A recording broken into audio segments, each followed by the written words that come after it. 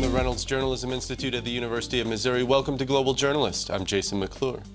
In September 2014, voters in Scotland took to the polls to decide whether that nation should break off from the United Kingdom and become an independent country. In the end, the vote failed. But now another group in Europe is hoping to assert their independence. This time, it's the region of Catalonia, looking to secede from Spain. This area on Spain's border with France has many of the attributes of a European nation. With 7.5 million people, it's about as populous as Switzerland. It has its own language and a distinctive history stretching back 1,000 years.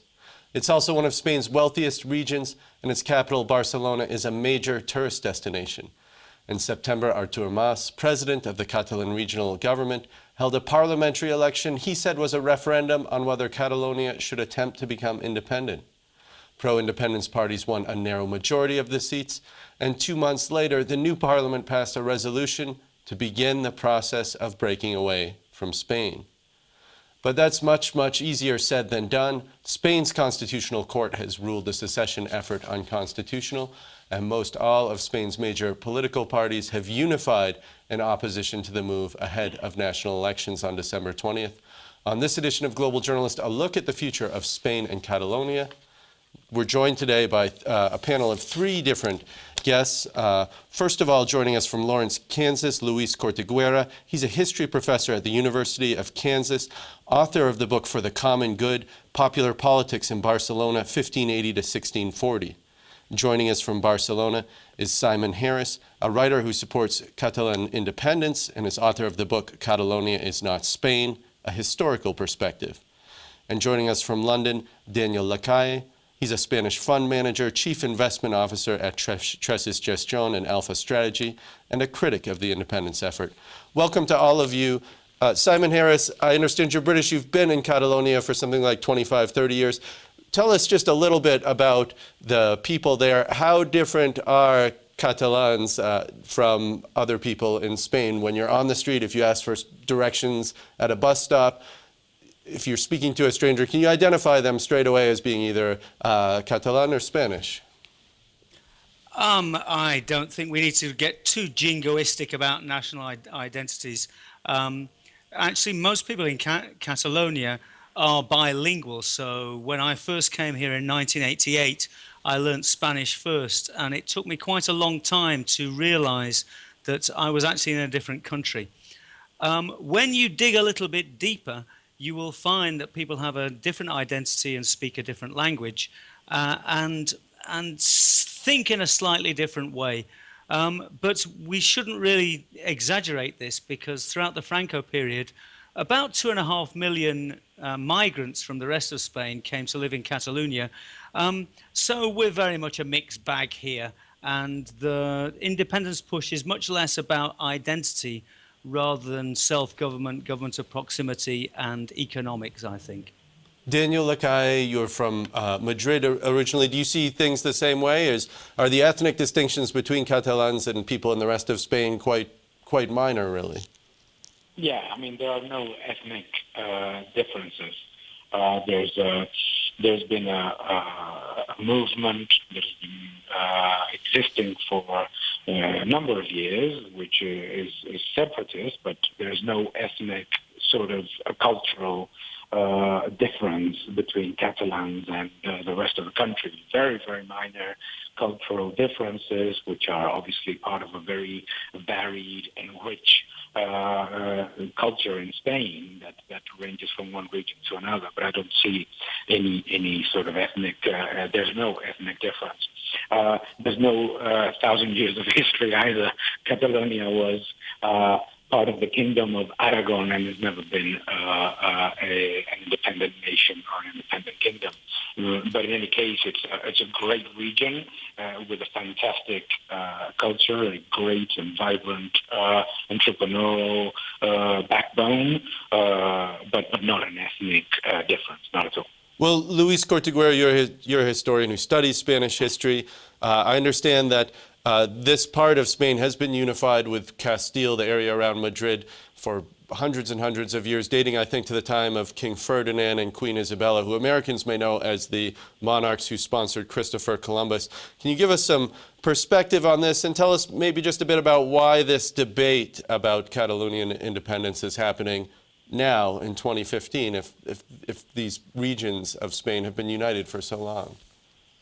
As has been mentioned, there's been a long tradition of Catalan identity with its institution, its separate language, that goes back to centuries. So certainly Catalans have had their own sense of being their own people. Questions about union and independence are all complicated because these are modern terms.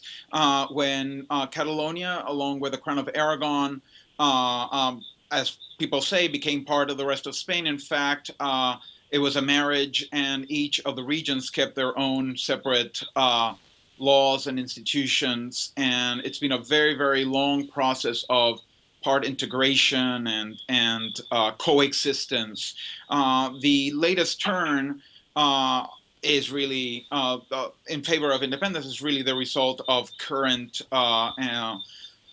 changes in the last few years, the economic crisis, the rise of the conservative Popular Party that has really created dissatisfaction with the current government and the current situation, and independence reflects that sense of frustration and that desire to break away and achieve something better. Well, Simon Harris, you are a supporter of the independence movement. From your vantage point, tell us what are the strongest arguments for independence here? I mean, you said earlier that sort of the cultural ethnic distinctions are really quite minor. So what are the main arguments? Before I move on to that, I would like to challenge Enrique Lacalle on the existence of the nation. In fact, I recommend my book because there's 2 or 3 chapters that cover the nation founding about 1,000 years ago. But I don't think that's pertinent at the moment. Really, what we're talking about now is a lack of recognition of difference and a centralist view of government that has gone on too long in Spain, that has really failed to recognize the different needs of an area, of a region like Catalonia with such an important capital. We think that governing ourselves means that we can govern our own society and our own economy to our own benefits. And that's not necessarily being doing any harm to anybody else. But we feel that Madrid is incapable of seeing things from our point of view. And there's a number of policies that have hurt us quite badly over the last few years.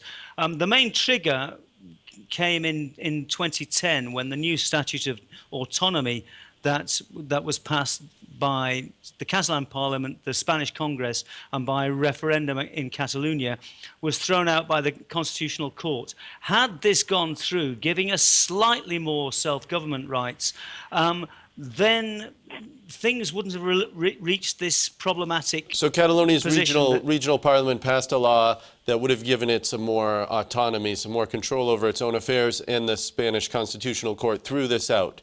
In other words, and that's triggered some of this sentiment then. Yes, definitely. The modern movement, and for somebody like me, I've only been pro-independence since 2010. Up until that point, I thought it was interesting to work within Spain. But since 2010... Well, let me turn this now to Daniel Lacalle then so that he can give a response to some of those points that you just made here. Well, the first is, we're not going to rewrite history. It's ridiculous to talk about a nation that has never existed.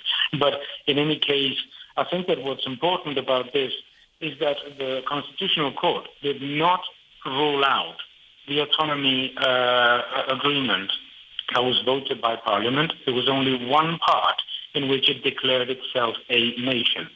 The autonomy and the level of independence and control of its own affairs that Catalonia as a region has within the European Union, within Spain, is unequaled relative to any other federal state, wanted to call the Landes in Germany, wanted to call what Scotland has in the UK.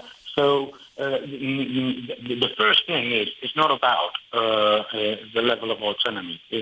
Less than 25% of the revenues of each of the regions in Spain is managed to a certain extent by the Spanish government. Less than 2% of those revenues are actually devoted to things that would not be considered by Catalonia as services that they benefit from. So there is the management of revenues and of expenses.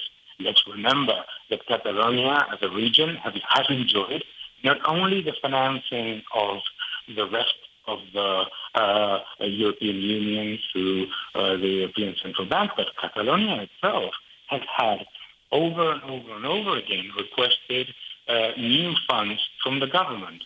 That's not a problem. That's absolutely fine. That is part of an ongoing normal process within the European Union.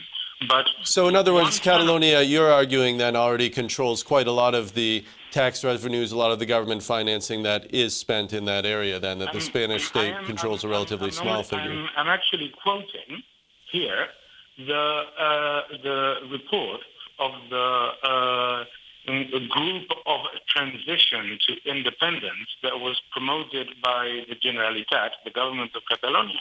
I'm quoting, it's 79% of revenues are already controlled by the Generalitat. Well, this is a good point, and I want to come back to that in just a minute. We have to take a brief break here to remind our listeners they're listening to Global Journalist. I'm Jason McClure. This week, a look at the issue of Catalan independence from Spain. With national elections coming up December 20th, will the Eastern region move closer to breaking away?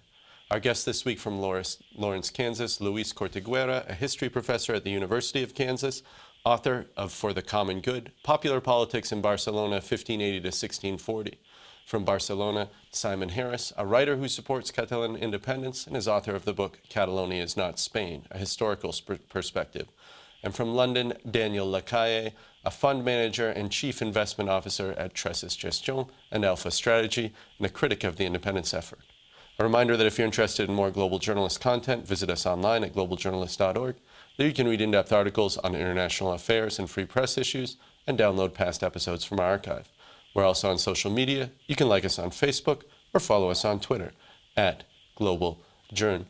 Luis Corteguera, if you could just back our listeners up a little bit and give us just a few of the key recent events. We heard Simon Harris talking earlier about this constitutional court decision in Spain in 2010 preventing Catalonia from having more autonomy. That seems to have triggered sort of a backlash among many Catalans. I understand last year there was something of like a wildcat referendum where Catalonia held a plebiscite, a vote, that wasn't recognized by the Spanish government to gauge sentiment for independence. Can you tell us a little bit about the political events from there until this fall?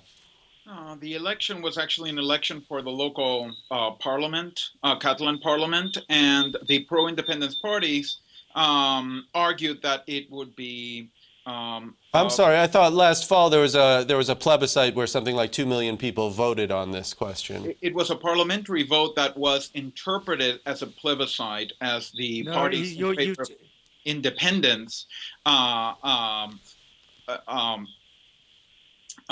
insisted on that reading, which others challenged. And clearly, the pro-independence parties, the two major coalition and another party, they won an absolute majority in the Catalan parliament, which has led to the current negotiations right now. And tell us just for a moment about this question of European Union membership. If Catalonia does split off from Spain here, what would happen? Would Catalonia, would it remain in the European Union? What passports would people have? It's highly debated. Obviously, Catalans want to stay in the European Union, and many insist that that will be the case, that Europe would never take Catalonia out of the European Union. This is all enmeshed in politics, and there are arguments back and forth, some insisting that Catalonia would have to go back to the line with other nations applying for membership. There is certainly no clear answer at this point. I think everyone is hoping they don't have to make that decision. The current fight might be over whether Madrid will allow for some kind of referendum to finally get a decision from Catalans that is an actual plebiscite or referendum. Meanwhile, we're waiting for the elections that will come up on December the 20th. And then pro-independence parties are insisted that they will not wait and they will go ahead with the process of independence. So lots is really complicating the situation, and everything's really up in the air. Well, let me turn this to Simon Harris then.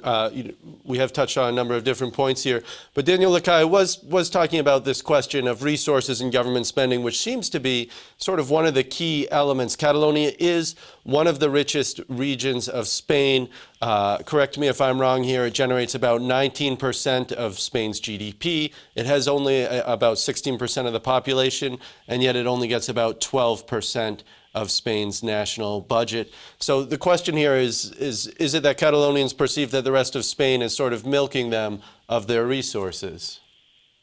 Very much so, and I want to take Daniel Lacalle up on a point, an earlier point about the statute that was thrown out. Actually, 14 articles were declared unconstitutional, and amongst them there were many, but the financial status of Catalonia was very important. At the time, per capita, the Catalans are the third highest contributors per capita to Spanish wealth. But when we get investment back, we drop down to the 10th highest. And it's generally calculated, depending on who's doing the calculation, but it's generally calculated that 8% of our GDP, which is about 16 billion euros, that's 16,000 million euros a year, go out of Catalonia that don't come back, which actually leaves us below average in terms of wealth in Spain. So although we should be richer, we end up being poorer as a result of Spain.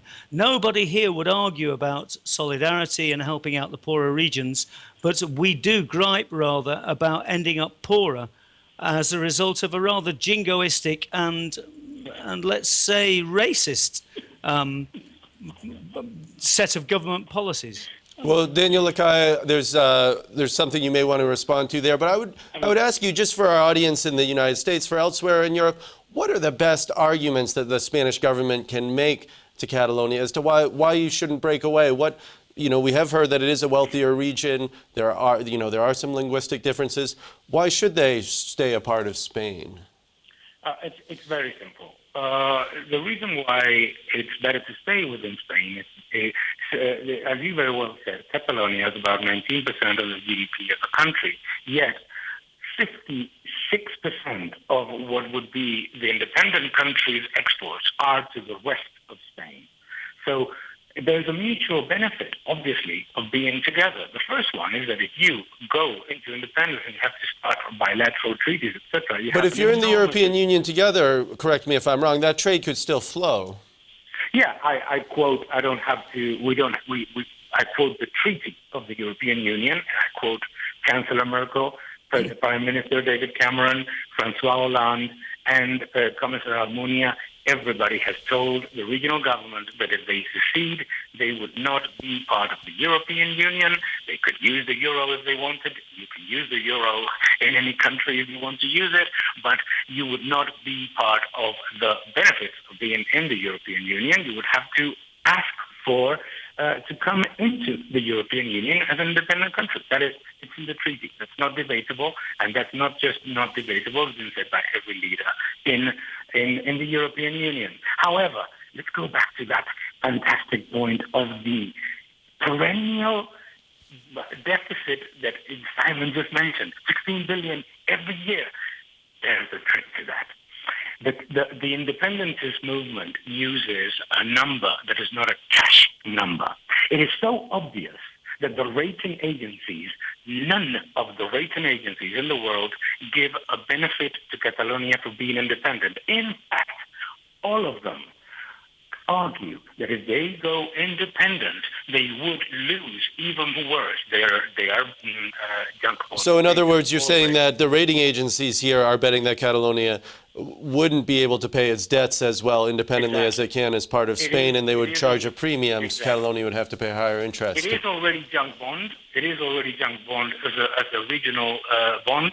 However, if it was to secede, and it's in the report of Standard & Poor's, of Moody's, and of Fitch, they give no credence and no benefit to that so-called difference of budget. And you know why? Because that number that Simon quoted is including a deficit, is including what the government, what the whole of the Spanish country has been running as a massive deficit in the last 8 years, which has been running between 10% of GDP to 5.5% this year. So it's not talking about revenues, it's talking about revenues plus debt. And that is the mistake. That's why it comes so aggressively huge. It is so huge and so ridiculous that within, and I quote again the report of the Catalonian transition government body, whatever it is, they say that the cost of independence would be 35 billion and that they would have to issue junk bond status, bonds to pay for the salaries. That is in the report that I'm reading. Well, let me turn this to Luis Corteguera then, because you raised some important points about the costs of all this. But you also spoke about the issue of European Union membership, Luis Corteguera, and you heard Daniel Lacalle saying that German Chancellor Angela Merkel, British Prime Minister David Cameron have said that they have expressed preference anyways that Catalonia would remain part of Spain, and haven't said that it would be sort of a guaranteed thing that it would be in the European Union, in the Euro, if they do break away. But how does that work if the people that live there already have European Union passports? It seems like the issue is more complicated than that. Yes, it's very complicated, and there are many things that remain unresolved, and this is a part of everyday political discussion. I do want to add one more thing, because the economic arguments are not the only reason. I would say they're not really the reason that really moves the heart. Part of the reason is something Daniel Lacalle mentioned, which is this lack of recognition of Catalans as a nation. To me, it's all semantics. What is a nation? And that clearly has become a point of discussion. But this insistence that Catalans want to be heard and recognized as a nation, and the challenge that they are not a nation, which again, to me is largely semantics, it hurts, because it is a way of denying Catalans their own claims to a sense that they have a distinctive character, distinctive identity. It is complicated, and some people might find it difficult. How could you be Catalan and Spanish, but how can you be Spanish and European? So these are very much again, matters of the heart, as I would say, and they very much drive a lot of this intensity behind current discussions. Simon Harris, you're originally from England. Scotland, of course, had a referendum in 2014 on seceding from the UK. What are some of the lessons that the Catalan independence movement has taken away from the Scottish experience? And of course, that Scottish vote failed by about 10%. Well, I think the two cases are very different, so it's quite difficult to take lessons. But picking up on the last point about identity, and it's interesting that Daniel Lacalle on various points has really talked down the Catalonia's right to existence and some of Catalonia's claims. Nobody would ever doubt that Scotland is a nation. And one of the problems we have here in Spain is that people continually doubt Catalonia's right to being a nation, Catalonia's right to 1,000 years nationhood, and the removal of the word nation from the statute. And so the other participant was quite correct in pointing out this emotional aspect. What can we draw from the Scottish case? Well, as I say, the two situations are quite difficult, because Scotland was allowed a referendum, and in the end, the Scots voted against becoming independent. I think one of Spain's massive mistakes actually has not been allowing Catalonia a referendum. had we been able to have a referendum, then the Spanish nationalists or the unionists would have been able to campaign in favor of reasons for staying together. Well, let me turn that to Daniel Lacalle then. Just to pick up on that theme, the United Kingdom did allow Scotland to have a referendum on independence back in 1995. There was a referendum in Canada on Quebec gaining independence. So, you know, you've made some arguments about sort of the economic consequences of independence, but people may make their decisions about this based on other reasons. So why not allow Catalonia to have a vote on this?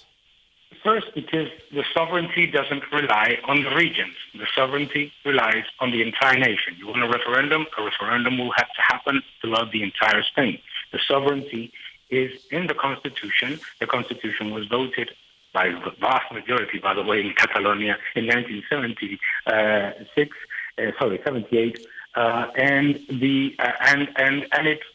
and the sovereignty relies on the rest of the entire Spain. You don't have the right to make a declaration of independence about a part in which you don't have the entire sovereignty. That is the reason. The second reason, obviously, is the United Kingdom. The United Kingdom doesn't have a constitution like Spain has. The United Kingdom doesn't have is the union of different kingdoms, nations that existed. Mr. Simon might want to talk whatever he wants, but history is history. This has never been an independent nation.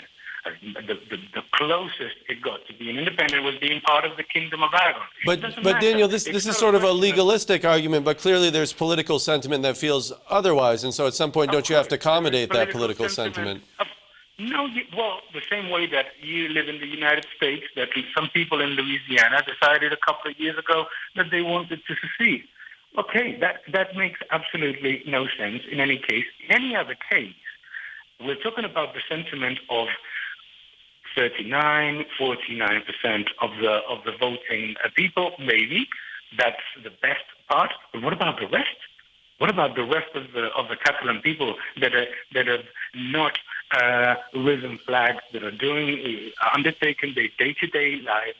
That we're talking about dividing a region just because some part feels that way. I don't think that is the way ahead. I think that the way ahead. Well, let me turn that point then to Luis Corteguera. Luis, we do have just about 20 seconds left. Where do you see this issue being 2 years from now, 3 years from now? It's impossible to say because politics are really at a flux.